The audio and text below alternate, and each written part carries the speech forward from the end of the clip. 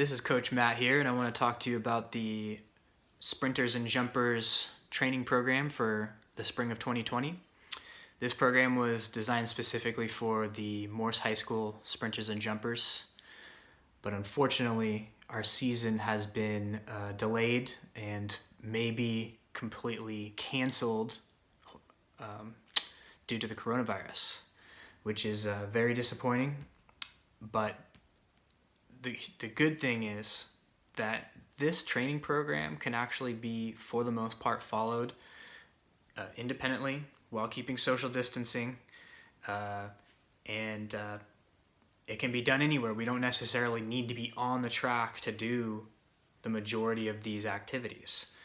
And in fact, it can also be really great for anybody, not just track and field athletes. So I want to talk to you about this and show you how to follow this program. So I have this written up on a Google Doc, and it's a 10-week plan as it's written out with 3 track workouts, 3 different routines, and it also includes bonus complementary workout routines. Scrolling down, you'll see that the workouts are written out on this document in such a way where you're going to see the headline workout 1. Below that, you're going to see some boxes that constitute different periods within each workout, all with their own purpose. You're going to see then a recommended time duration that you're going to be doing that activity, or the number of sets and reps that you're going to be doing, and maybe also a rest period. And then you're going to see a list of different specific activities or exercises. And not all, but most of these have a link to a demonstration video. So you can click on that link, and I give a little bit more instruction on each of the exercises. And there are going to be more of those to come. I'm actively filming those 2 right now. But the general layout of these track workouts is that you're going to spend 10 to 20 minutes on each of the sections. And for all of the 3 track workouts, the first section includes some sort of very light running warm-up. The second part involves a team warm-up. This is usually the period where the captains lead the team through some dynamic warm-up exercises. Unfortunately, we can't do that right now. But what I would really recommend to do during that period of time is to do one of the core balance and mobility routines. I think that it will warm you up pretty well for the more vigorous things to follow. And then from there, in each workout, there are a couple more blocks of work with their own purpose. I'm going to read those off really quick. So on workout 1, you have general jumping drills, you have sprint starts, and you have sprint endurance periods.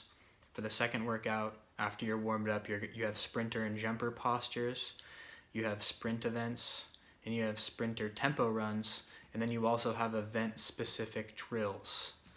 So these are specific for long jump, high jump, triple jump, pole vault. And unfortunately, if you're doing this on your own, you're probably not going to be able to do many of these. There's a couple of the hurdle things in the long and triple jump stuff that you could do and pull from this list, but you're not going to be able to do anything with the pole vault, of course, or really the high jump either. But then moving on to workout 3, it involves short sprint period, a full event period, which you're not going to be able to do full events, even triple and long jump. So you'll have to skip that part. You'll have to skip the relay handoffs, but you can do the resisted sprinting. So this is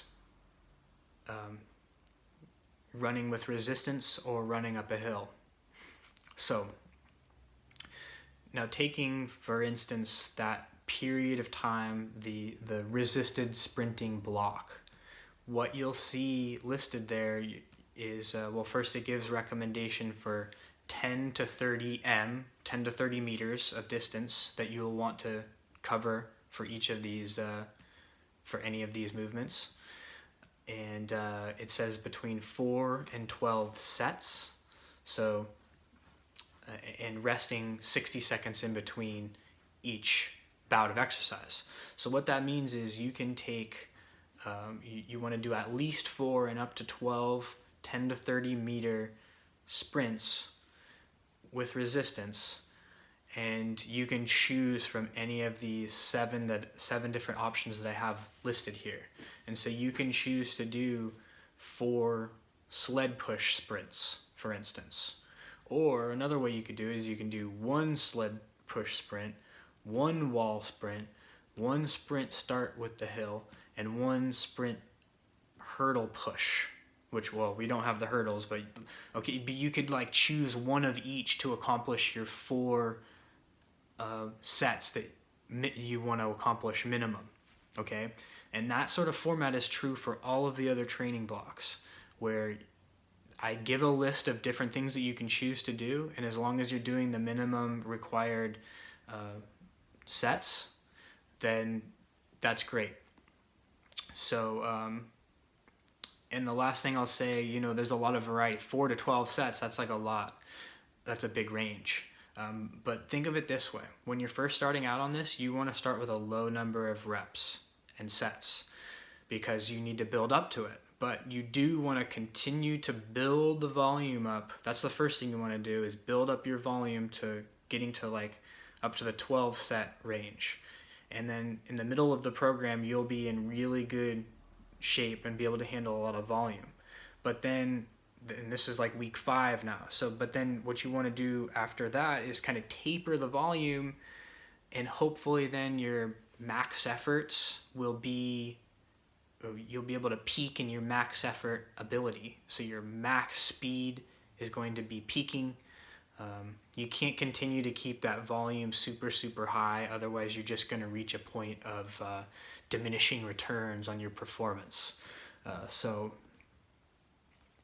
then if you scroll down below that, that's where the bonus activities are listed, so you can click through all of those and check those out. And that about sums it up. So if you have any questions on that, just send me a message. You can also check out the Balanced Body System for even more resources related to this document.